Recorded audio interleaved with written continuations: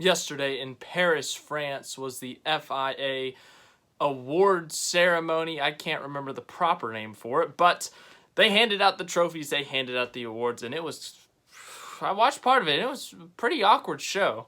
It wasn't awkward because of like the whole F1 thing with the whole controversy at the end, but it just seemed awkward. But anyways, Max Verstappen was awarded his 2021 World Drivers' Championship trophy. Looked at it like it was his baby. He really loves that thing. I'm going to take a wild guess. But, of course, Max Verstappen won the 2021 championship in Formula One, so we are going to look back at his season, the 2021 season. The highs, the lows, everything in between we are going to look at today. We're going to go through the whole schedule. That's right. Look at his peaks and all that stuff. So, let's look at it. Started off in Bahrain. And it was a pretty strong start for Red Bull. Of course, Mercedes has just dominated, really, the past few years. And Red Bull came out swinging. I think they got the pole in that race. Verstappen led for a good portion of the race. And at the end, it came down to Verstappen chasing down Lewis Hamilton on the fresher tires. Verstappen finally got around Lewis Hamilton, was able to make the pass, but it ended up falling short because he went off track, exceeded the track limits, had to give the position back, and could not get back to Lewis Hamilton after that, meaning Hamilton would win the race. But it was a very strong start for Red Bull. It showed that they had the speed. It showed that they had the pace to keep up with Mercedes, to give them a challenge, and they did just that this season, so that was a great start to the year for them. Then we go on to the second race of the season, the Emilia Romagna Grand Prix in Italy at Imola.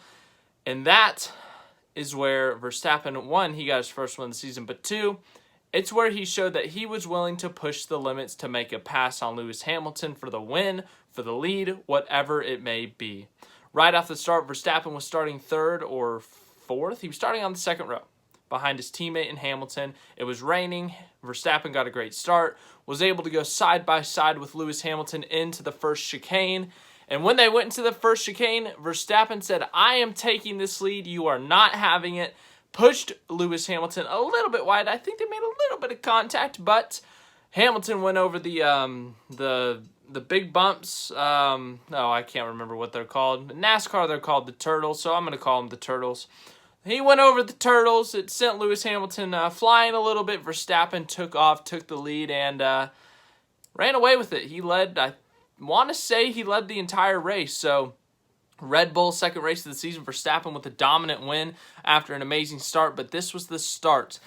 This is where Max Verstappen showed that he was willing to push the limits, to push as hard as he could to pass Lewis Hamilton, to race Lewis Hamilton, to beat Lewis Hamilton.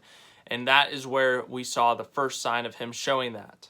And of course, they end up getting the win. And Verstappen, I feel like he may have never gotten a podium in Formula One in the country of Italy at Monza or wherever they went last year, Imola and the other place. So Verstappen struggled in Italy in his career. So for him in the first Italian race of the year to get a win, that had to have been some type of confidence booster considering his struggles in the country of Italy. So good for Verstappen there. That was a good confidence booster. Obviously the win, beating Hamilton, getting a good start on him. But also winning in Italy, so good for him. Then we went to Portugal, and I feel like Lewis Hamilton, I think Bottas led the first 10 laps or something, then it was Lewis Hamilton after that. They tried to play a strategy with Perez, if I remember correctly. I watched all the race highlights like a couple days ago, so, trying to remember this stuff, but Verstappen was off of the Mercedes that day, especially Hamilton, but he still came home with a second-place finish, which was pretty good considering that Lewis Hamilton was pretty dominant in that race. Almost had the fastest lap, but he exceeded the track limits. Then Spain. Spain, very similar to Imola in the sense that Verstappen was willing to be aggressive to take the lead off the start, went down into the turn one. Spain, it's not really, I would not call it a chicane, but that first turn area, especially the first turn, Verstappen absolutely sent it deep on Lewis Hamilton, took the lead. He didn't force him wide this time. They didn't make contact, but Verstappen absolutely sent it into that first turn to take the lead from Lewis Hamilton and led for a good portion of the race, but Hamilton, Mercedes had a great strategy and were able to pass Verstappen with just a handful of laps to go to win that race. So Verstappen once again had the speed, showed the aggression, and but just came up just short in Spain. And at this point, Lewis Hamilton Mercedes had won 3 out of 4. And people were like, oh, man, here we go again. At least Red Bull's showing speed, but, man, Lewis Hamilton, Mercedes, they're just showing too much. Then we went to Monaco, and this is where Verstappen took his first ever lead in the World Championship. Verstappen would win the Monaco Grand Prix, and he had a little bit of luck on his side in this race weekend. Monaco, of course, one of the most iconic circuits in Formula One, but also one of the most difficult circuits in Formula One because of the tight walls, the fast kind of corners, the difficult corners at this street circuit. It is very difficult to maneuver, very difficult to drive, and if you make the slightest mistake, it could be the end of your weekend, and we saw that happen. Charles Leclerc was on the pole for this race, coming into the halfway through the third round of qualifying, and then Leclerc just snipped the wall by that much, and he wrecked out of qualifying. Not only did he just wreck out of qualifying and did it end his day on Saturday, it also ended his race on Sunday. I think they had an issue with the gearbox, and that gave Verstappen the pole position on terms of the start. So Verstappen got to start P1, and he finished P1, led the whole race. So Verstappen, even if he didn't win that race, he most likely would have finished second in that race. So, Verstappen, he got a little bit lucky with Leclerc's crash in qualifying, but he did an absolutely great job to put it on the front row for qualifying and also to do, 78 laps perfect at Monaco. So his first Monaco Grand Prix win, and that's such a difficult race to win. So Verstappen, a very impressive win there, showed their speed, showed their strength, but also in that race, Verstappen's title rival Lewis Hamilton struggled, finished 7th in that race. So that was a huge point swing, and that is what got him that lead. Then here's where one of the hard times hits. And when I say hits, I mean that in a literal sense. Going into Baku, Verstappen had the lead, and he was leading for the majority of the race. He was leading up until lap 46 maybe. And he had a pretty good lead on his teammate, Sergio Perez. And the Pirelli tire said, I'm good. His tire blew out on the long front straightaway at Baku. It blew out. Verstappen crashed, and it ended his day. And it looked like he was going to lose the championship lead to Lewis Hamilton, who would have been second at the time of the restart.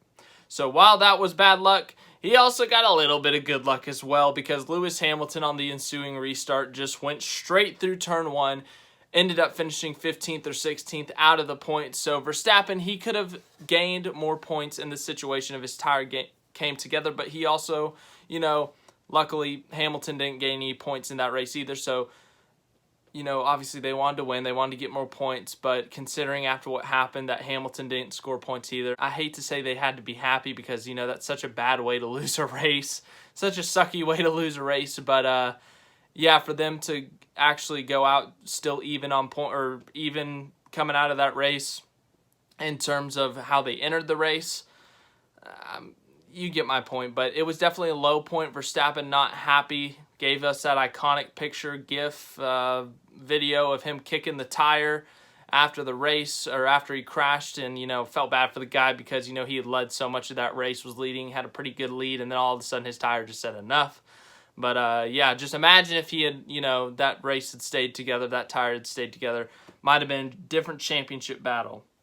Then we went to France, and this one was like Spain, but flip-flopped. But Verstappen, in the first turn after winning the pole, just missed the turn. He goes to turn 2, he cuts the corner, misses it. Hamilton takes the lead. And then, it's like, what are they doing there? They do a 2-stop strategy versus a 1-stop strategy. Verstappen passes Bottas with about 6-7 to go, and then he goes up and passes Lewis Hamilton for the lead with 2 to go to win the race. Very impressive showing there, and it was also a double podium for Red Bull. Perez was on the podium there, but a very good and very just strong drive from Max Verstappen there. He looked really good in that race, just really kind of kept himself under composure despite the issues in that first couple of corners. They didn't give up. They didn't panic. They didn't freak out. And, they were able to keep their heads in the game and come with a good strategy and win that race. Very impressive from Verstappen and Red Bull there. Then we go to Austria, and this is just some of their best performances of the season, if you ask me. Pole in both of the races for Verstappen, and I don't think he was outside of the lead for a single lap. He obliterated the field in both of these races. No one was close to touching him. No one was close to beating him. He just absolutely dominated these races. He just destroyed the field. These were some of his most impressive performances of the year. And, of course, Red Bull's home race at Austria, so they were happy that he won. But, I mean, they just looked untouchable there, especially Verstappen. He just looked untouchable, just destroyed everyone.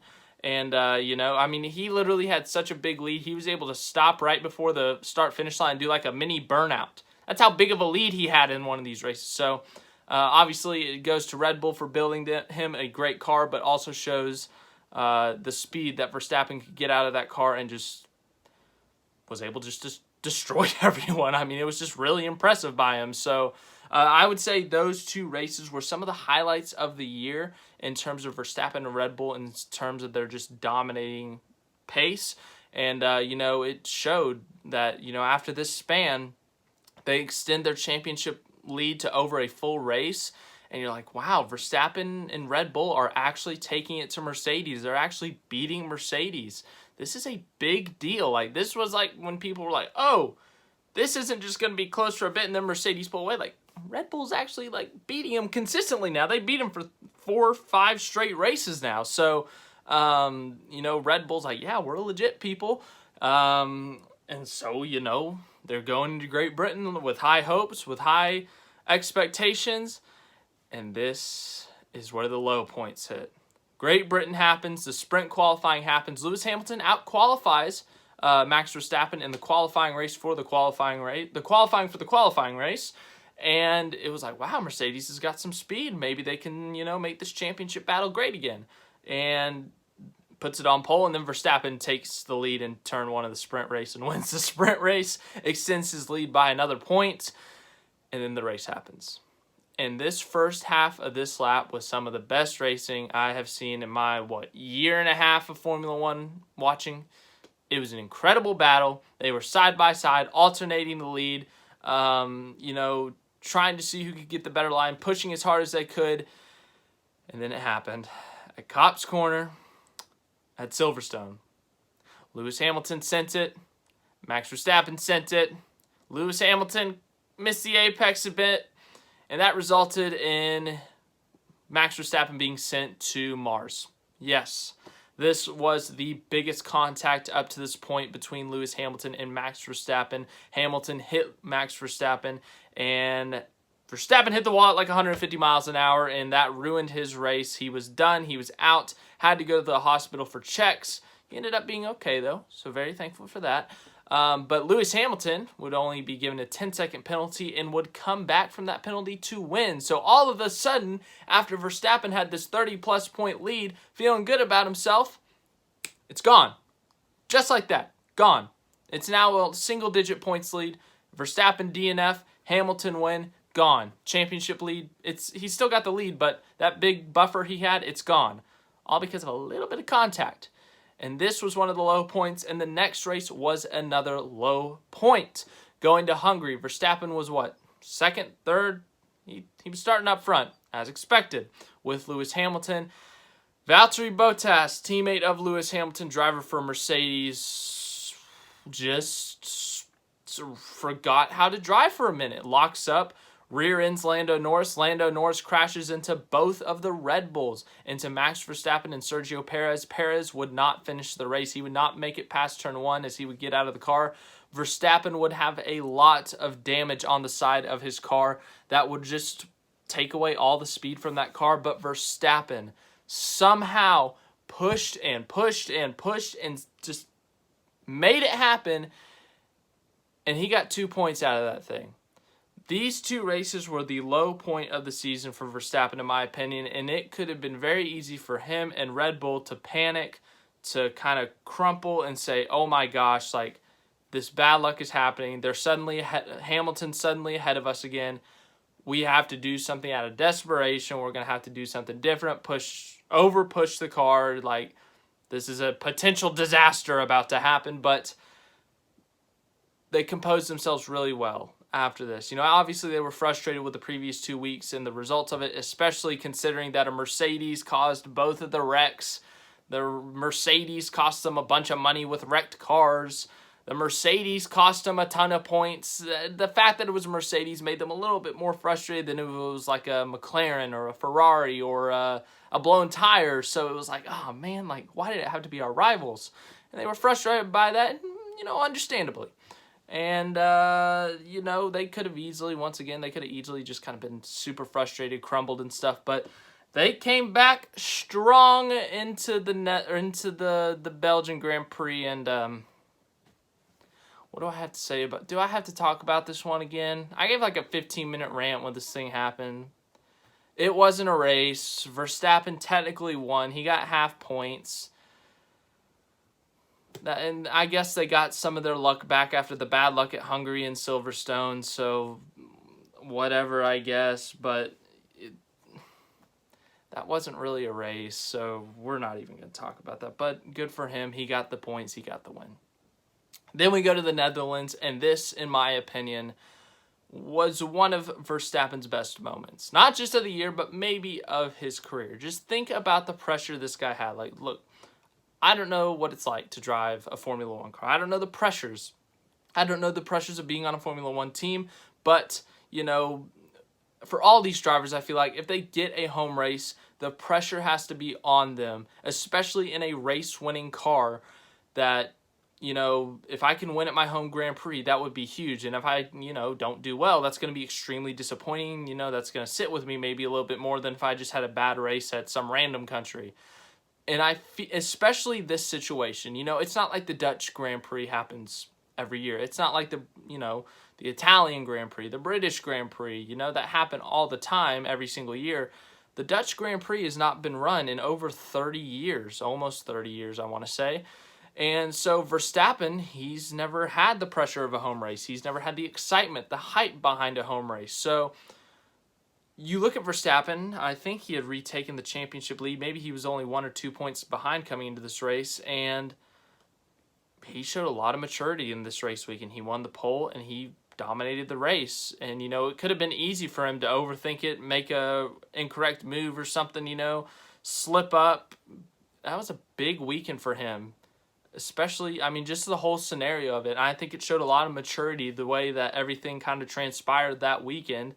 Not only was it his home race, it was his first home race, the first home race they've had in 30 years, and, the most competitive the Red Bull's been in quite a while, and he gave the fans the show that they wanted, which was Max Verstappen domination, and it was an epic post-race celebration, amazing, cool scenes that all happened, but, I thought that was really a pretty impressive weekend by Verstappen, just considering the scenario, to have not only your home Grand Prix, but your first one in your career, the most competitive car you've ever been in terms of the speed, and then also, the first one in 30 years. So I feel like there had to have been a lot of pressure on him that weekend, but he did not show that there was any pressure on him that weekend, and he just absolutely went out and destroyed the field, and it was extremely impressive in my opinion, one of his best wins. Then they went to Italy, and it happened again. Max Verstappen, he got some points in the sprint race. Hamilton did not get points in the sprint race, so Verstappen extended his lead by a couple of points. And Verstappen was actually starting on pole because Bottas got a grid penalty, but Verstappen lost the lead. He didn't lose the lead to a Mercedes like Hamilton or Bottas. He lost it to McLaren. Daniel Ricciardo, his ex-teammate. So he was sitting in second. The first pit stop comes, and the Red Bull pit crew, who is so good, just had something happen. I can't remember what. That they had like a 12-second pit stop, just a bad pit stop, and then all of a sudden Lewis Hamilton comes to get his pit stop, and he conveniently has a bad pit stop, a 4 or 5 seconds, so significantly better, but still a bad one. And just conveniently enough, they both had bad enough pit stops and a good enough separation of time that coming out of pit road, Lewis Hamilton and Max Verstappen were side by side, and they crashed. They went into that first chicane side by side. Verstappen made an aggressive move to the outside. Hamilton didn't really give him that room. Verstappen forced it in there. I still think it's a 50-50 on the incident. Verstappen hit the curb and flew over Lewis Hamilton's car, and they were both out. In my opinion, they were both equally stupid in that situation. Like, what are you doing, guys? I mean, Verstappen, why? Why are you going to the outside of such a tight chicane and, like, forcing it around? You know, what are you doing? I get you want the position, you want the points. And then Lewis Hamilton, like, give him some freaking space. If you don't give him space, he's going to crash you like he did.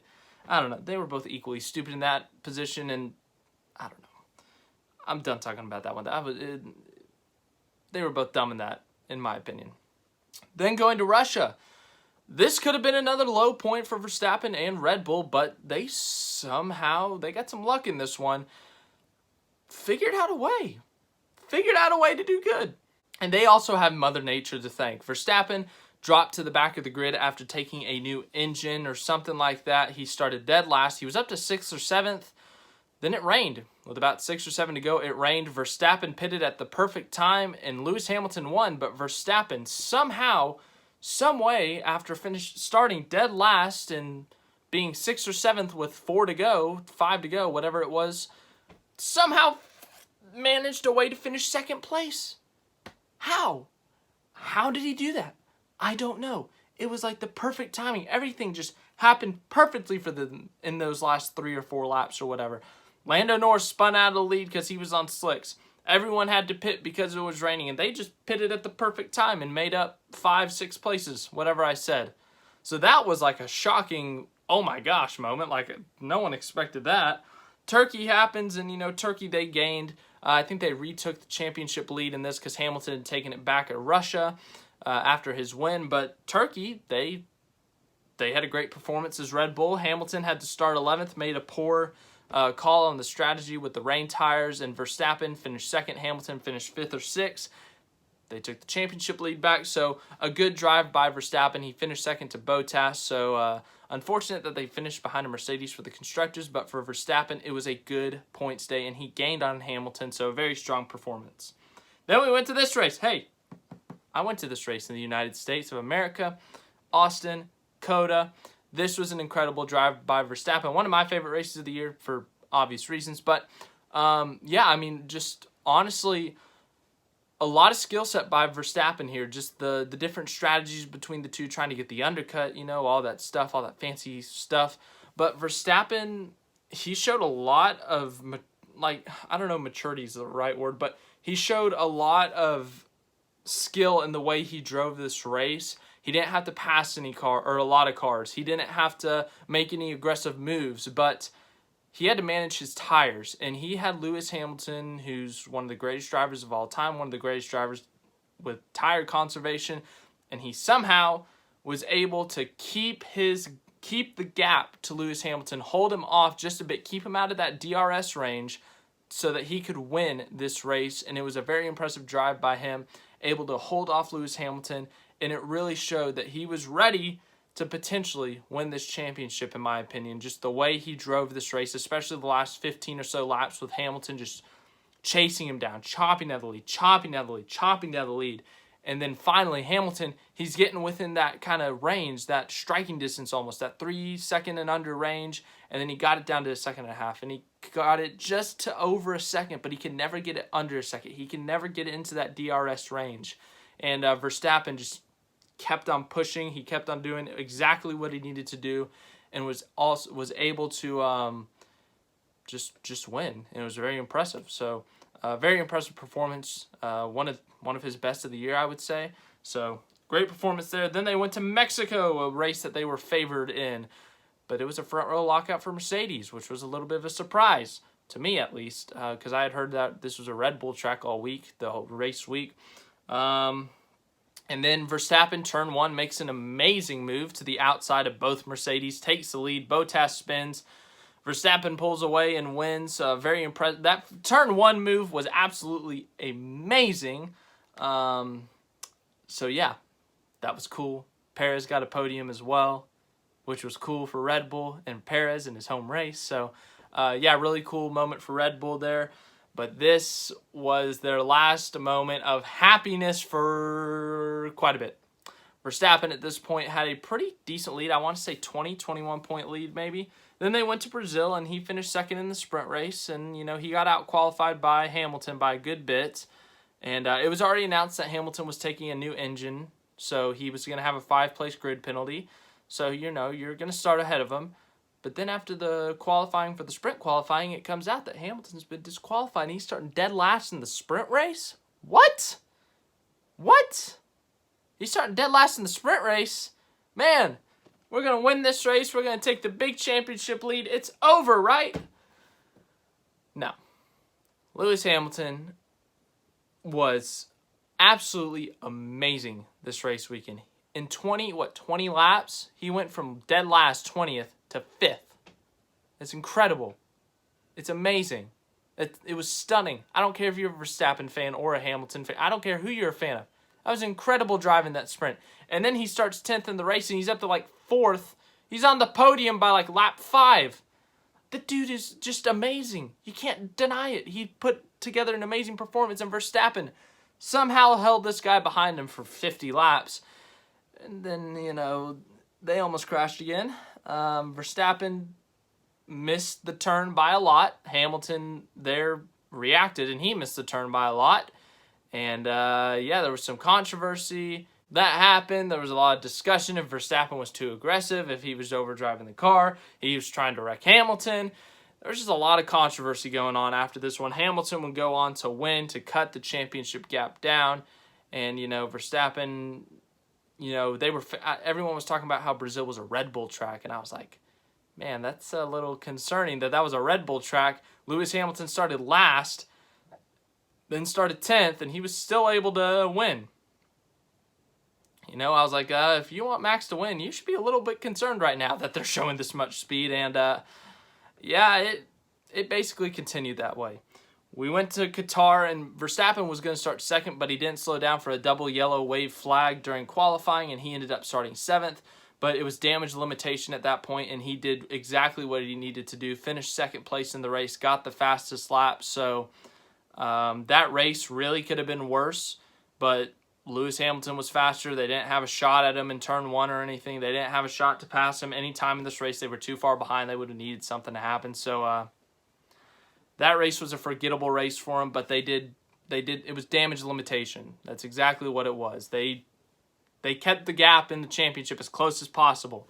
They did exactly the most they could considering the situation. So going to do much there. And then Saudi Arabia, arguably the most controversial race of the year. I say arguably because the next one is arguably the most controversial as well.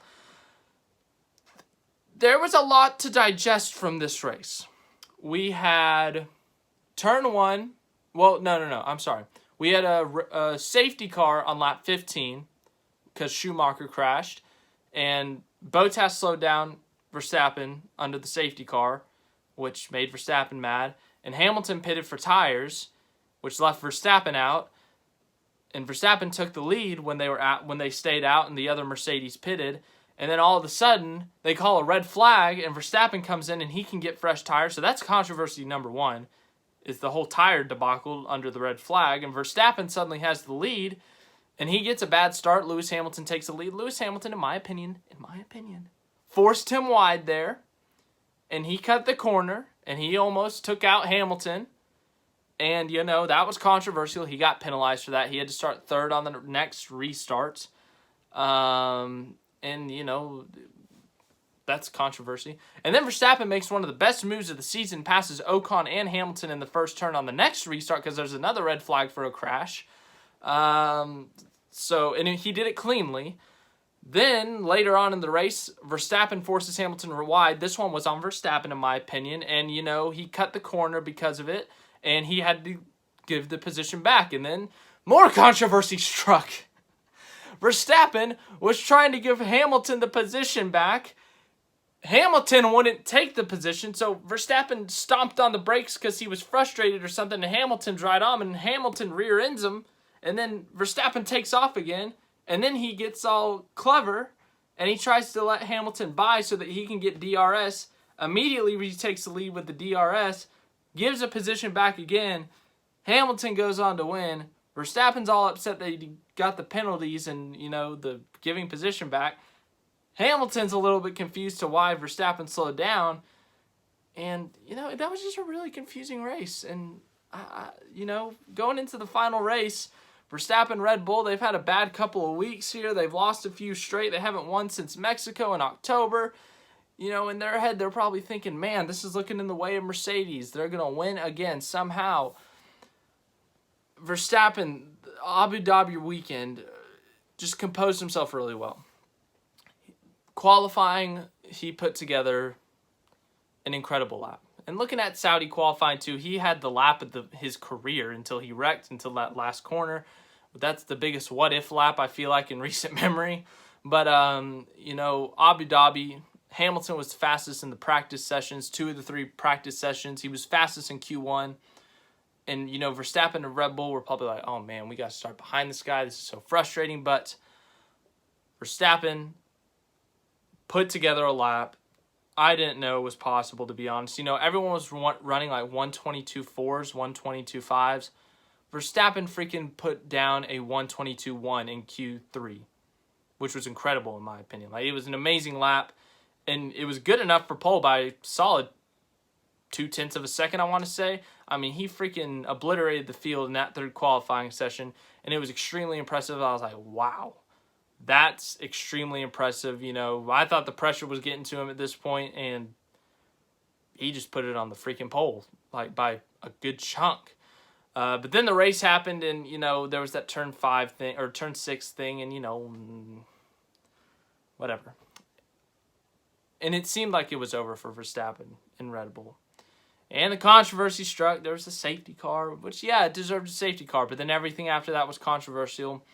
But Verstappen in the last lap of the season, in my opinion, is what the first lap of Silverstone should have been. No contact, no crashing, just great racing. I'm going to say what I said earlier again. That first half of the lap at Silverstone was one of the best racing laps before the crash I had seen all season and in all of my time watching Formula 1, which is a short time, a year and a half. This last lap reminded me of that first half lap. Verstappen was on the fresher tires, yes. And, he had a significant advantage with those fresh tires, yes. But he did it cleanly. He did it appropriately. He didn't have to hit Hamilton. He didn't have to force Hamilton off the track, Verstappen, he had been extremely controversial with Saudi Arabia, with Brazil, with forcing Hamilton off the track, cutting corners. And he composed himself this last lap. He had a cramp in his leg, apparently. He keeps on talking about it. I didn't know that. But he went into turn 5. He made a good, solid, clean pass. And after that, he didn't panic. Hamilton got the slipstream. He was able to, keep within striking distance of Verstappen. They went through that chicane. Hamilton made an incredible move. Verstappen didn't have a great chicane at the end of 6, going into turn 9 or whatever. And Hamilton had a really good chicane. And Hamilton, even though on the old tires, he was able to get back, kind of pull Verstappen back to him with the slipstream and get back side by side. And, Verstappen could have panicked. Verstappen could have, tried to weave, tried to block him off. But he knew that if Lewis Hamilton got the bottom of turn 9, he could have forced him off the track. He could have taken the lead, and it would have been difficult to pass him after that. So Verstappen held that bottom line, and he knew that Hamilton could not get around him on the outside, was able to hold him off just enough, get ahead, and win the race in his first championship. And that last lap showed me, because everyone talks about how aggressive Verstappen is. Everyone talks about how dangerous Verstappen's driving is. But that last lap showed me, it should have showed all you fans, despite of what you think of the call, despite of what you think of, the race director, the lap car controversy. If you look at this one lap of racing, it shows you that, yes, people were saying, can Verstappen race side by side without forcing someone off the track? Yes, he can. He's a clean driver. He can be a clean driver. And that last lap showed it. It was a championship moment. It was a champion drive that last lap. He showed maturity. He didn't have to wreck anyone. He didn't have to force anyone off the track. It was good, clean racing. Yeah, you could talk about the tire advantage and all that. But at the end of the day, he's sitting at home wherever he may be, whether it's the Netherlands, whether he's sitting in England, with the team. He's got himself a World Drivers' Championship trophy. And this year in Max Verstappen, obviously his best career win. 10 wins, 18 podiums, 10 poles. Just an incredible season for him. I mean, you look at everything he's done this year. It's been absolutely amazing. Not only taking the fight to Lewis Hamilton, but beating Lewis Hamilton. People will talk about that last race. They'll say, oh, he doesn't deserve it. He didn't, blah, blah, blah.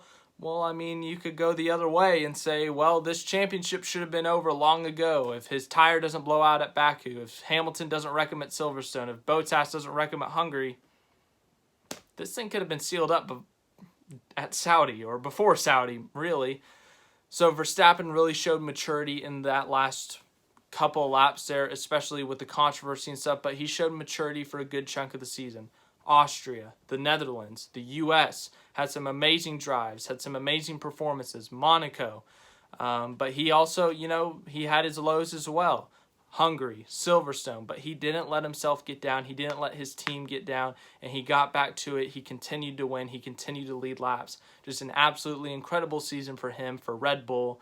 And so, yeah, congratulations to the team, obviously. But, man, this is such a long video. I mean, I knew I was going to go through the whole season. It was going to be difficult to, reduce it down. But thanks for watching. Hope you enjoyed it. We'll talk about Formula One stuff more, I'm sure. But I really enjoyed this season. I mean, I've been watching auto racing. I watched NASCAR for 11 years now.